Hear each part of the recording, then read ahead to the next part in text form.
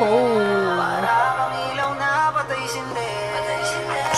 Unti-unti nang nawala yung mga lambing mo na nakasanayan ko. Di ka rin pala mapupunta sa akin. Ibig sabihin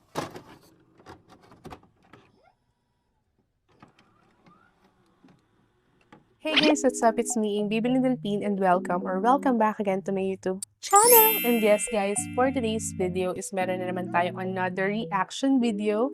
And yes, nakikita niyo naman sa title na super exciting na naman tong music video na gagawin natin ngayon.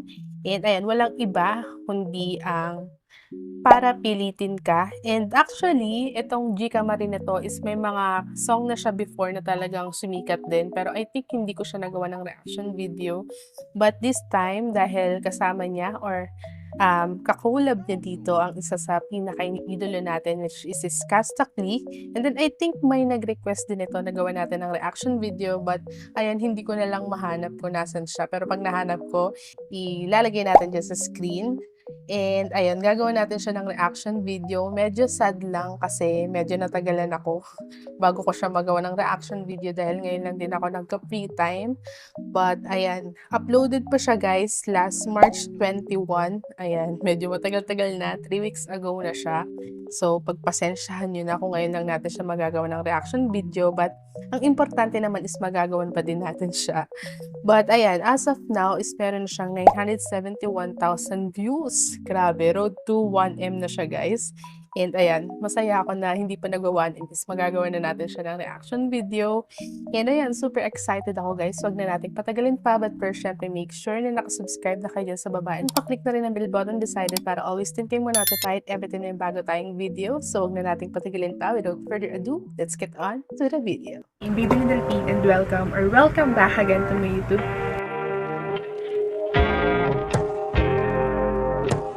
channel. And yes guys, for today's video, and ayun na nga guys, so bago nga tayo mag-start gawa ng reaction video to, so yung gagawan pala natin gaya ng sabi ko kanina is yung Para Pilitin Ka. Ayan, ni Gika Marie featuring ang nag-iisang Skastakli. And ito guys yung official video.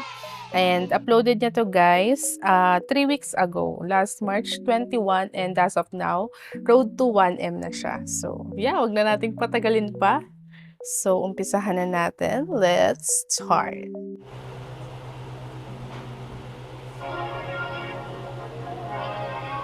Ooh.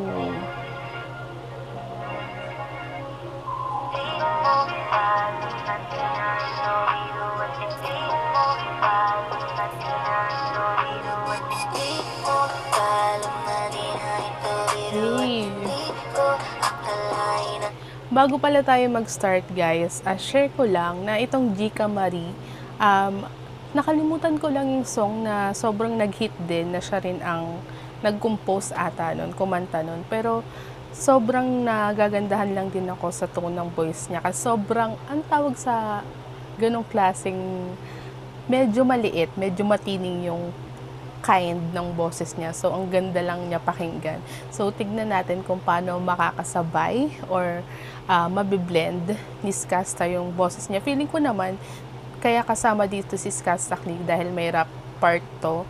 Pero, ayan, di ko pa kasi talaga totally napapakinggan tong Para Pilitin Ka. So, tignan na lang natin mamaya kung paano magbiblend ang mga boses nila. So, excited ako dyan, guys.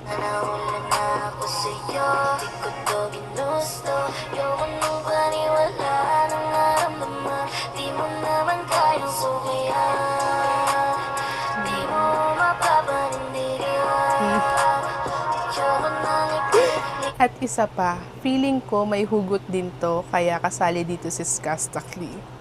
Diba? So, ito na naman ang issue, pero ayan, sana tama tayo. So, tuloy natin.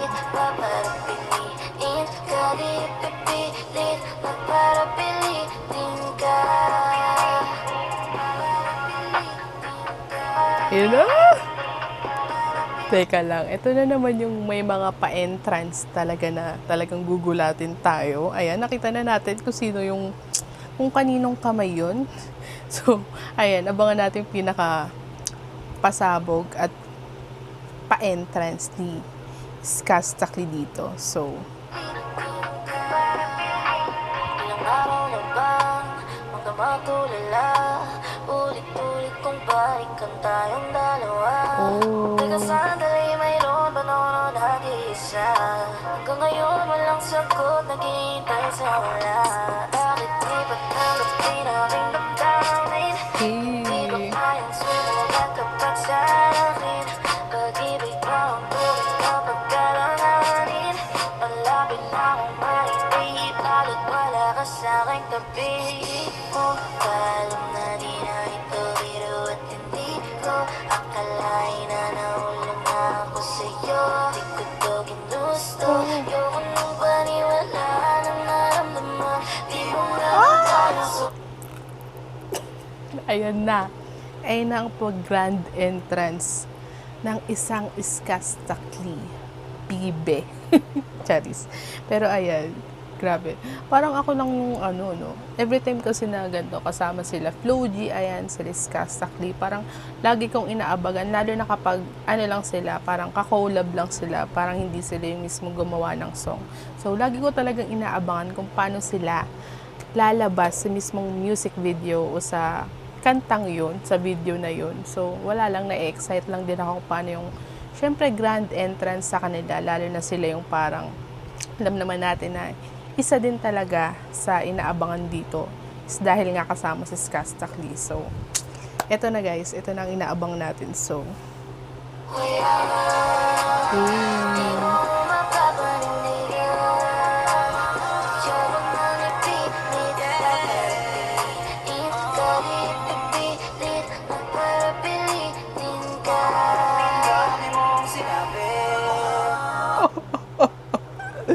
parang ganun. Isang lane pa lang binibitawan ni Skastakli is parang, medyo may laman na yun ah.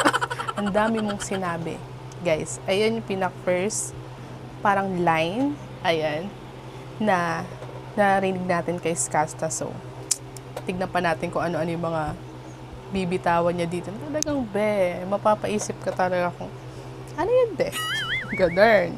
dami mo pangakong di nangyari. Para kang ilaw na patay sindi. Unti-unti nang nawala yung mga lambing mo na nakasanayan ko. Di ka rin pala mapupunta sa akin. Ibig sabihin di ko na pa kailanganin na magkantay ng matagal. Bakit naman ganun, Skasta? Ito na naman tayo Mababash na naman tayo dahil hindi mo kasi talaga mapipigilan kapag si Skastakli yung nagbibitaw ng mga ganong words. Is talagang, ikaw ba hindi mo maiko-connect yun? Kasi feeling ko lang naman kung ako lang yun. Pero may issue lang talaga ako. Pero grabe yung mga words dito ni Skastakli, no? Parang may laman, may pinaghuhugutan, may inspirasyon.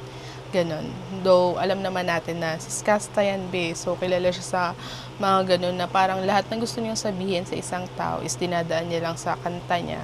Pero ayan, hindi lang natin alam dito kung ano ba, binigay lang ba sa kanya yung part na yon or siya ba talaga yung mismong nag-compose ng part niya dito sa kantang to. So, grabe ang sakit nito is Skasta ha. Wala rin, hindi mo rin pala ko trip, di mo na sana pinakilig.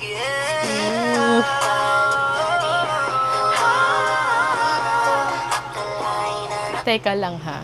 Ayan, gaya nga ng sabi natin kanina, akala natin, kaya lang nandito si Skastakli is dahil, feel ko naman ako lang yun, dahil nga may part na rap, at siya ang, siya dun sa part na yun. Pero grabe din talaga, no? Grabe din makipagsabayan si Skastakli sa mga, alam mo yun, may birit-birit part. So, ibang-iba talaga, ibang-iba na talaga yung parang genre ngayon ni Skastakli. Kasi alam naman nating lahat na nakilala nga siya dahil sa pag-rap niya, ganyan. Pero ngayon, nakikipagsabayan na siya sa mga kumakanta talaga na biritan. So, good job, Skastakli. Idol ka talaga.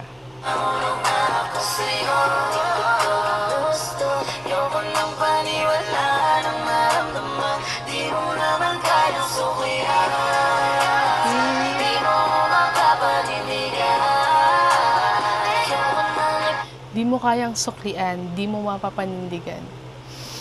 Sino ba kasi yung Charis? Ito na na. Si may issue na namang reactor, sasabihin na naman ng mga basher dyan. Pero anyways, wag yun na akong pansinin, guys. Pilit pa para piliin ka. Pilit pa para piliin ka.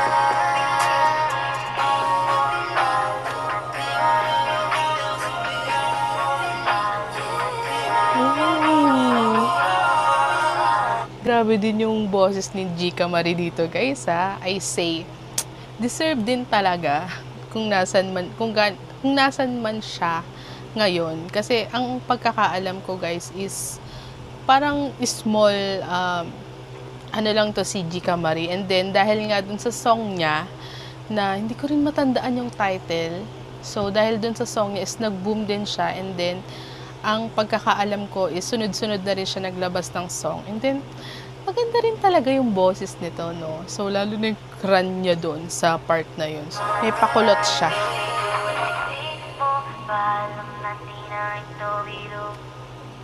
Ooh.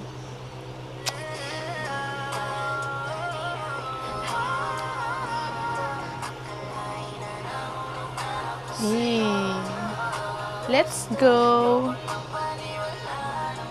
And ayun na nga, guys, so tapos na nga natin gawa ng reaction video, itong Para Pilitin Ka ni Gika Marie, ayan, featuring ang nag-iisang Skastakli, ayan, so nakita nyo naman sa reaction natin, so sobrang wala. Lagi naman tayong ganito pag nagre-reaction tayo sa mga nilalabas na kanta. But this time kasi, guys, is featuring lang si Skastakli. And ayan, gaya nga ng sabi ko rin kanina na ang akala ko is kaya din kasama dito si Skastakli is may part lang talaga siya, which is rap part. Pero dun tayo nagkamali.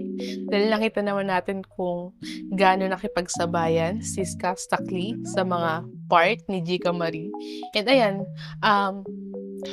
grabe din talaga tong si Gika Marie, no? And naalala ko na yung song na nag-hit din talaga, which is yung Lutang. Hindi ko lang alam kung lutang ba siya or lutang, ganyan. But anyways, kung ano man doon. And then talagang kinaadikan ko din talaga yung kantang yun. Pinaulit-ulit ko din siyang pakinggan dahil sobrang ganda din, guys. Ayan, pakinggan nyo na lang. Or ayan, hanapin nyo dito sa YouTube channel ni Gika Marie. And then, syempre, mag-subscribe na din tayo dahil sobrang galing din talaga nitong artist na to. So, yeah, di ba hindi niya naman as in makaka-collab ang isang Skastakli, kung di rin talaga sobrang gaganda ng mga song na kinokompose at nilalabas niya. So, yeah, grabe, wala akong masabi. Sobrang na-amaze na naman tayo sa kanta na to. And ayan, pasensya na nga pala kayo kung ngayon ko lang siya nagawa ng reaction video. So, 3 weeks ago na siyang na-upload bago natin siya magawan. But, ang importante is nagawa natin siya.